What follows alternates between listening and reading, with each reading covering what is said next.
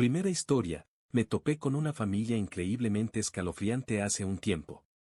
Ok, yo casi nunca publico nada en Reddit, normalmente solo leo, así que por favor discúlpenme si hago o digo algo que no sea de buena educación aquí.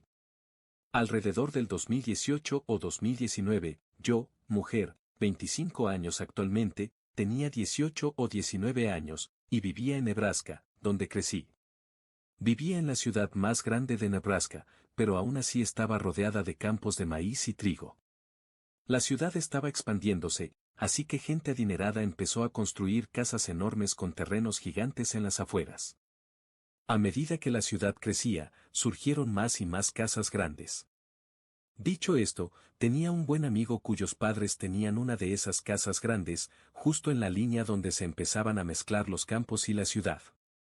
Mis amigos y yo siempre íbamos a su casa porque era muy divertido. Tenían un montón de terreno para andar en cuatrimotos, un jacuzzi, una sala de estar enorme para ver deportes y hacer maratones de reality shows, etc. Además, sus papás eran súper relajados. Nos dejaban beber ahí, siempre y cuando nos quedáramos en la casa. Era muy divertido, aunque debo decir que siempre he sido muy miedosa de la oscuridad, así que simplemente no salía después de cierta hora, porque había muy poca iluminación y el vecino más cercano estaba como a una milla de distancia. Siempre sentía una energía extraña cuando manejaba hacia su casa o de regreso si era tarde en la noche, pero nunca me había pasado nada, hasta una noche. El camino hacia allá era largo, estrecho, de dos sentidos, con árboles densos a ambos lados. Además, pasabas junto a uno de los cementerios más grandes de la ciudad. Obviamente había muy poca iluminación, solo algunos faroles ocasionales, y casi nada de tráfico. Todo el ambiente ya de por sí era un poco inquietante. Admito que muchas veces aceleraba pasando por esa parte para salir de ahí lo más rápido posible.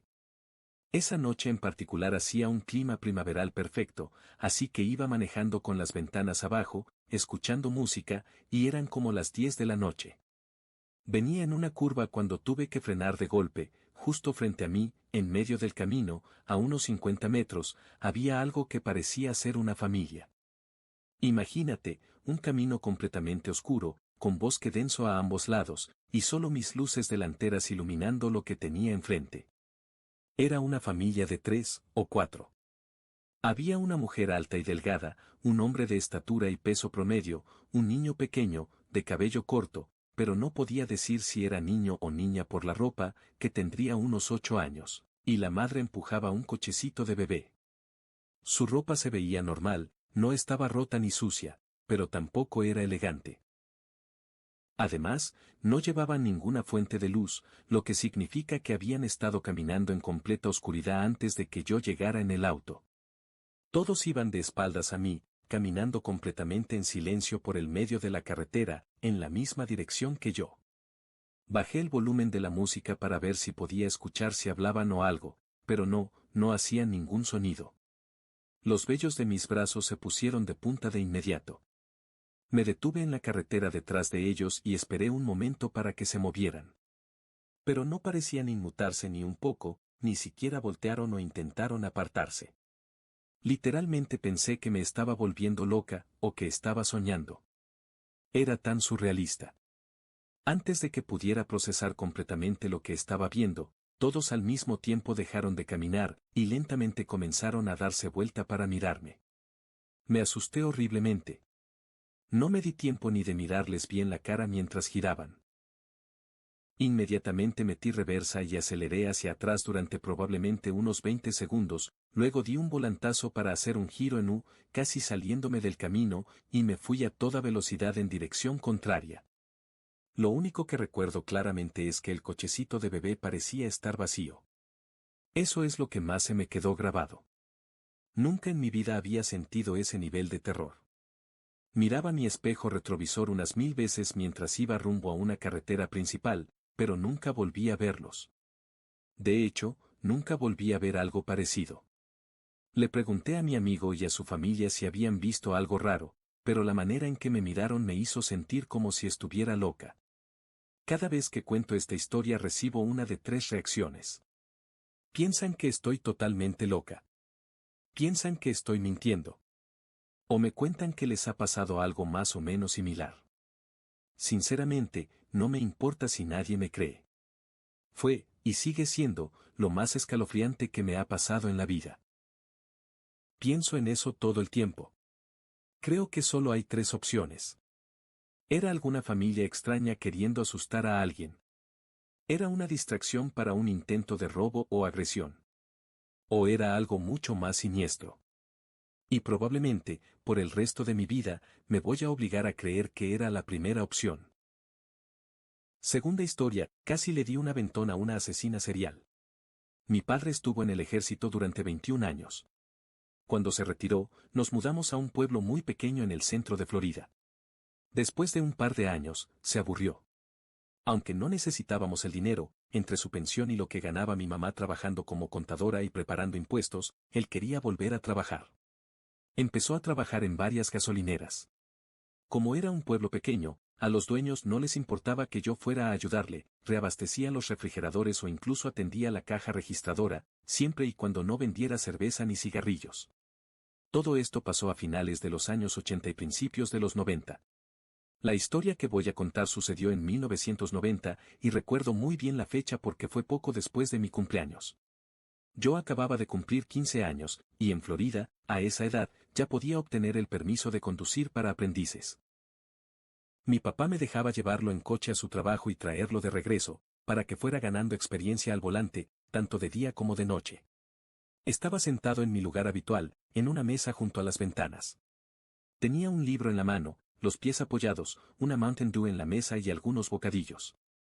Normalmente pasaba la tarde así, leyendo, y de vez en cuando me levantaba a atender la caja o a reponer productos en el refrigerador.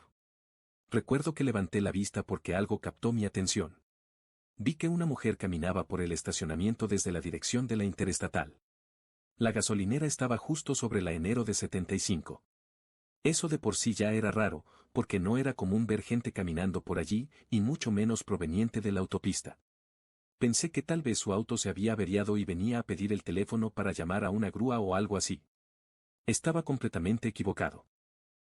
La mujer entró a la tienda, miró alrededor unos minutos, y de inmediato me dio una sensación extraña y escalofriante. Se acercó al mostrador y comenzó a contarle a mi papá una historia sobre cómo se había quedado varada y necesitaba un aventón hasta la siguiente ciudad grande al norte de donde estábamos, Ocala. Esto es importante. Mi papá le dijo que estaba trabajando y que no había manera de que pudiera llevarla. Entonces, ella me miró a mí mientras le daba la espalda a mi papá.